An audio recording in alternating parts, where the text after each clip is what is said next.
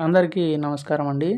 ఆంధ్రప్రదేశ్‌లో కూటమి ప్రభుత్వం అయితే సీనియర్ సిటిజన్ కార్డులు ఇవ్వాలని చెప్పి ఒక నిర్ణయం అయితే తీసుకుంది.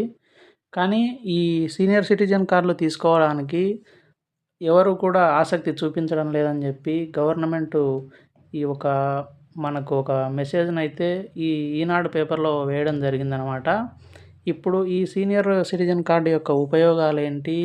అలాగే ఈ కార్డు తీసుకోవాలంటే మీ దగ్గర ఉన్నటువంటి సర్టిఫికెట్లు, అలాగే ఏవైనా డాక్యుమెంట్స్ ఏవేవి కావాలి అనేది నేను ఈ వీడియోలో పూర్తిగా మీకు ఎక్స్‌ప్లెయిన్ చేస్తాను. అసలు ఈ సీనియర్ సిటిజన్ కార్డ్ అంటే రాష్ట్రంలో ఉన్న ప్రతి 60 ఏళ్ళు దాటినటువంటి ప్రతి ఒక్కరూ తీసుకోవాలని చెప్పి రాష్ట్ర ప్రభుత్వం అయితే మనకు ఒక సచివాలయాల ద్వారా ఒక మెసేజ్ అయితే ఇవ్వడం జరిగిందనమాట. కానీ ఈ కార్డులు తీసుకోవడానికి చాలామంది అయితే ఆసక్తి చూపించడం లేదు. అది ఎందుకు అనంటే గనక ఈ సీనియర్ సిటిజన్ కార్డ్ తీసుకోవడానికి మనకు సచివాలయంలో గానీ, లేదా మీ సేవలో గానీ అయితే అప్లై చేసుకోవచ్చు. కానీ అక్కడ రూ. 40 అయితే గవర్నమెంట్‌కు చెల్లించాలి. ఇది గూడా ఒక కారణమని చెప్పొచ్చనమాట ఇది తీసుకోకపోవడానికి.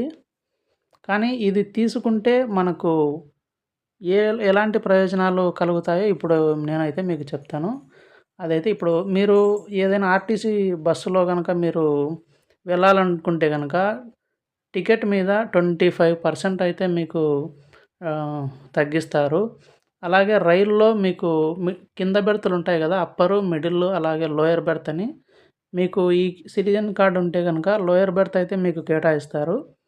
అలాగే బ్యాంకింగ్, పోస్ట్ ఆఫీస్‌లో అయితే గనక మనం ఫిక్స్డ్ డిపాజిట్లు చేస్తే ఎక్కువ వడ్డీ రావడానికి అయితే గనక ఈ సీనియర్ సిటిజన్ కార్డు కూడా ఉపయోగపడుతుంది.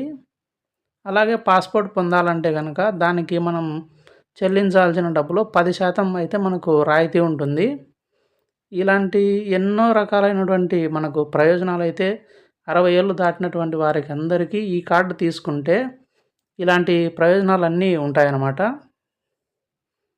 అలాగే ఏదైనా ఈ కార్డు తీసుకుంటే గనక సంబంధిత వ్యక్తి యొక్క బ్లడ్ గ్రూపు, అలాగే అత్యవసర సమయాల్లో మనకు సంప్రదించాల్సినటువంటి ఫోన్ నెంబర్లు కూడా మనకు ఈ card senior citizen card apply చేసేటప్పుడు ఈ డీటెయిల్స్ అన్నీ ఉంటాయన్నమాట.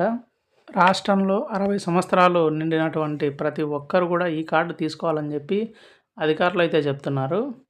అలాగే ఈ కార్డు తీసుకోవాలంటే గనక మనము ఎలాంటి సర్టిఫికెట్లు అలాంటి డాక్యుమెంట్స్ ఇవ్వాలంటే ఒకటి పాస్‌పోర్ట్ సైజు ఫోటో, అలాగే ఆధార్ కార్డు జిరాక్సు, అలాగే ఒక అప్లికేషన్ ఫారము, అలాగే మనకు ఒక ఫోన్ నెంబర్ అనమాట. చూడండి ఇది ఒక అప్లికేషన్ ఫాము నేను ఇక్కడ చూపిస్తున్నాను కదా!